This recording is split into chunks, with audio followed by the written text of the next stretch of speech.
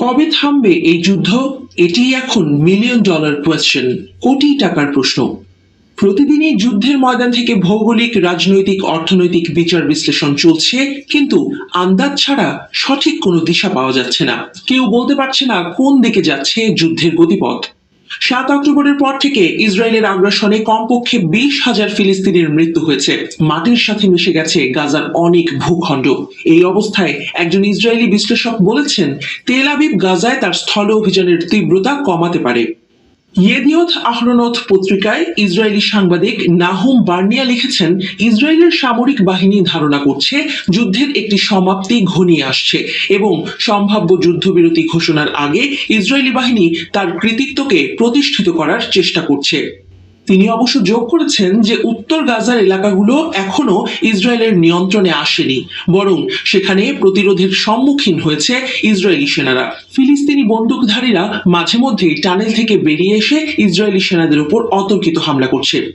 Barnier মতে, গাজায় Israeli অভিযান শেষের পথে রয়েছে, যে কারণে আসন্ন পর্বে আইডিএফ এর উপস্থিতি কমানো হবে। তিনি লিখেছেন, জানুয়ারির প্রথমার্ধে ইসরায়েলের অনেক রিজার্ভ সেনা দেশে ফিরে আসবে। সামরিক বাহিনী তখন গাজা সংলগ্ন ইসরায়েলি সম্প্রদায়গুলো থেকে আলাদা করার জন্য প্রায় 1 কিলোমিটার প্রশস্ত একটি সুরক্ষা বাফার জোন তৈরি করার দিকে মনোনিবেশ করবে।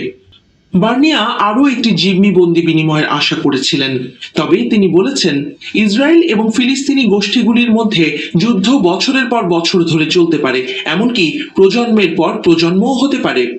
ইসরায়েলের মিত্ররা স্পষ্ট করে বলে দিয়েছে, যত দ্রুত সম্ভব পূর্ণ মাত্রার আগ্রাসন বন্ধ করতে হবে, কেননা অনেক বেসামরিক নাগরিকের প্রাণ ঝরছে। চলতি মাসের শুরুতে মার্কিন প্রেসিডেন্ট জো বাইডেন বলেছিলেন, গাজায় নির্বিচারে বোমা হামলা চালানোর কারণে ইসরায়েল বৈশ্বিক সমর্থন হারানোর ঝুঁকিতে রয়েছে। মিশরের মধ্যস্থতায় যুদ্ধবিরতির আলোচনায় হামাসের রাজনৈতিক প্রধান ইসমাইল হানিয়া বলেছেন, ইসরায়েলি আগ্রাসন পুরোপুরি বন্ধ না হলে বন্দি বিনিময়ে কোনো আলোচনা হবে না। গাজায় হামাস ছাড়াও কয়েকটি সশস্ত্র গোষ্ঠী সক্রিয় রয়েছে। এদের মধ্যে একটি হলো ইসলামিক জিহাদ। গাজায় তাদের হাতেও কয়েকজন ইসরায়েলি জিম্মি রয়েছে। গাজায় ইসরায়েলের হামলা বন্ধে নতুন একটি যুদ্ধবিরতির চুক্তির জন্য জোর প্রচেষ্টা চালিয়ে যাচ্ছে মিশর।